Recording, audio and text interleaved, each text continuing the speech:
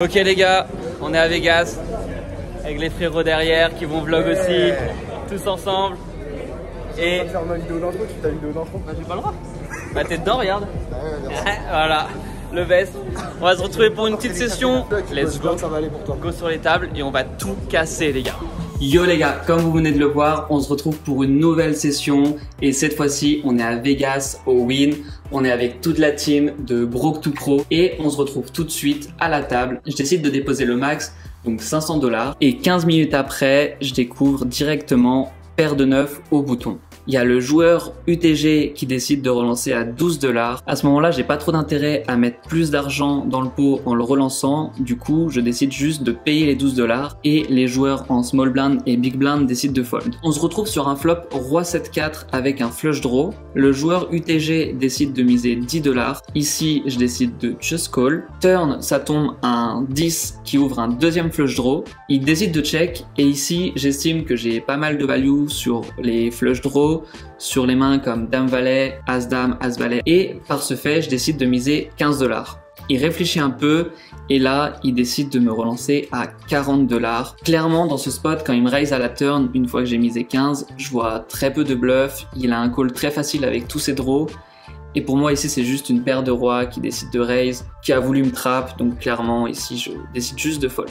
Et même pas 10 minutes plus tard, je découvre As-8 suité au cutoff. Je décide de relancer à 15 $. Le joueur en grosse blinde décide de call.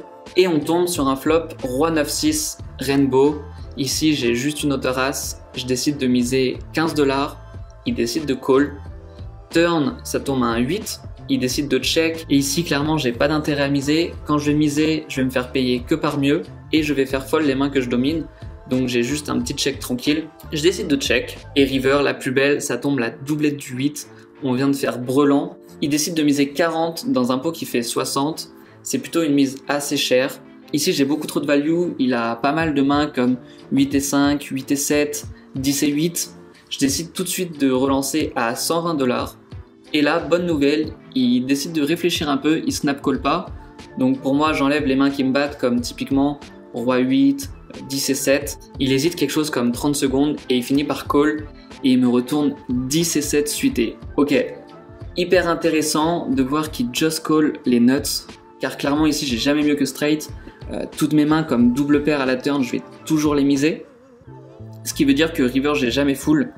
Donc la meilleure main que j'ai c'est brelan, et clairement avec sa straight, bah, du coup il me bat largement.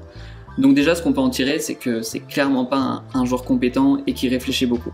Après ça, je perds un petit pot avec paire de 2 et juste là, il y a Baki qui arrive qui me dit « Frérot, faut qu'on s'en aille, je sais que ça fait 1 heure qu'on est en session, mais il y a Lucas qui est en train de faire des dingueries sur la table, faut qu'on bouge, faut qu'on aille review son jeu pré-flop. » Parce que là, j'ai vu qu'il m'a fait des calls en small blind contre 10 blindes avec Dame 7 suité, il m'a fait des 3 bêtes hyper loose, donc faut qu'on mette un plan d'action et faut qu'on review son jeu avant qu'il retourne sur les tables parce que là, clairement, il a pas du tout un jeu qui gagne de l'argent. Bilan, je finis à moins 268 $ en 1 heure de jeu. C'est vraiment dommage parce que j'avais vraiment une table qui était magnifique, je commençais à avoir quelques reads sur les joueurs et je pense qu'avec 2-3 heures de plus, j'aurais bien pu remonter tout ça. Les tables win pour rappel sont vraiment magnifiques, c'est toujours full fish.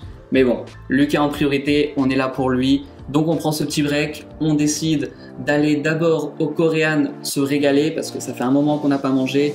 On se fait un petit coréen barbecue avec toute la team. On enchaîne justement avec une home game dans le bus pour voir toutes les adaptations que Lucas va devoir mettre en place sur son jeu pré-flop. Et là les gars, on finit la home game et je me rends compte que j'ai plus ma sacoche sur moi. Là, il y a un petit mouvement de panique quand même dans mon cerveau. Je me dis attends, où j'ai pu la mettre? Je cherche partout dans le bus. Il est pas très grand, il fait que 10 mètres carrés. Je cherche partout dans le bus, je la trouve pas. Et là j'ai un flash, je me vois la poser dans le Korean barbecue et je me dis putain c'est sûr, à coup sûr elle est là-bas. Qu'est-ce qui se passe Hugo? J'ai perdu mon passeport. J'ai laissé ma sacoche aux toilettes. Voilà. Je déconne pas. On va voir, on va essayer de la retrouver. Ça fait quoi 2 heures qu'on est parti à peu près. Et en espérant que personne l'a prise, qu'elle est toujours posée au même endroit dans les toilettes. Et ce serait fou si elle y est encore. Voilà. Ça voudrait dire que la session va très bien se passer. Ça voudrait dire que la session va extrêmement bien se passer. Alors, qu'est-ce que ça dit? On a la sacoche. On a la sacoche. T'es rassuré là. Non. Ah, tu vas découvrir maintenant? Non, Ah il fait carotte, il se fait carotte. Je me suis fait carotte les dessus. C'est vrai? Ouais, il y a plus rien. Non. Et par contre, il y a l'ID, il y a les ID et tout, mais Il y avait combien? il y avait 700, Et le personnel du restaurant, 750 et tout, 725 balles d'oubli. Ça fait cher. Bref, je commence cette aventure avec moins 1K. Et donc, on décide d'attaquer cette deuxième session vers 9h du matin. Je décide encore une fois d'aller en 1-3 à côté de Lucas pour voir si il va mettre en application correctement ce qu'on a vu durant la home game dans le bus et prendre des breaks si besoin. Et dès le début de cette deuxième session, je perds quelque chose comme 50-100 $ en l'espace d'une heure à ISO des baleines et pas toucher les flops. Comme on peut le voir avec Dame 10 off où je touche rien, pareil As 10 suité, j'isole, tout le monde paye, malheureusement je touche pas le flop. Et quelques minutes plus tard, je découvre Dame Valet suité UTG, je décide de call. Il y a le joueur UTG2 qui call, MP, hijack et cutoff. Le joueur au bouton veut check, mais le croupier lui dit que clairement il peut pas check, il est obligé de payer les 3 $. Et là, je sais pas pourquoi, il décide de relancer 20 $. C'est assez bizarre. Le mec il veut check, donc ce qui signifie relativement une main faible. Et là, d'un coup, on sait pas pourquoi, il freeze and flight et relance 20 $. Pour moi, ici, j'ai pas d'intérêt à call pour laisser rentrer tous ceux derrière. Je préfère le jouer en heads up. Et donc, je relance à 45. Tous les autres fold et le joueur au bouton décide de call. On se retrouve sur un flop 8-7-2 avec mon flush draw. Ici, je décide de check dans le plan de le check raise pour lui mettre un max de pression. J'ai 2 cartes au-dessus du flop plus un flush draw et malheureusement, il décide de check. Turn tombe un valet, je fais une top pair, je décide directement de miser 25 $ et là, il me sur-relance à 55 $, ce qui est vraiment une mise très peu chère. Ça représente quand même très peu de mains fortes, ça représente beaucoup de mains comme des valets X, ça peut représenter des mains avec des 8X, typiquement Roi 8, As 8, on sait pas pourquoi. Enfin bref, ça représente pas une main forte, c'est souvent une main que je domine. Je décide de just call, river ça tombe un 10, je check, et là il décide de miser 80. Clairement, je reste sur mon read, que ça représente une main faible. S'il avait vraiment une main forte, il aurait relancé beaucoup plus cher à la turn, et de ce fait, je décide de payer river, je call, et il me retourne valet 10, donc il fait double paire river, bien joué à lui. Main suivante les gars, j'ai 10 et 9 suité au bouton, malheureusement j'ai oublié de record, je vous avoue que des fois j'ai des petits oublis étant donné que j'ai pas encore les réflexes comme Baki. Il y a UTG MP qui décide de call 3 $, je raise au bouton 30 avec du coup 10 et 9 suité. Il y a le joueur en bébé qui s'invite et UTG MP qui call. On se retrouve sur un petit pot qui commence à devenir conséquent et on tombe sur un flop Roi Valet 8 Rainbow. Ici, il y a le joueur UTG qui décide directement de miser 25 $. Ici, quand UTG mise dans 4 personnes, malgré le fait qu'il mise 25 $ dans un pot qui fait 120, j'ai clairement pas envie de le relancer, c'est quand même relativement strong.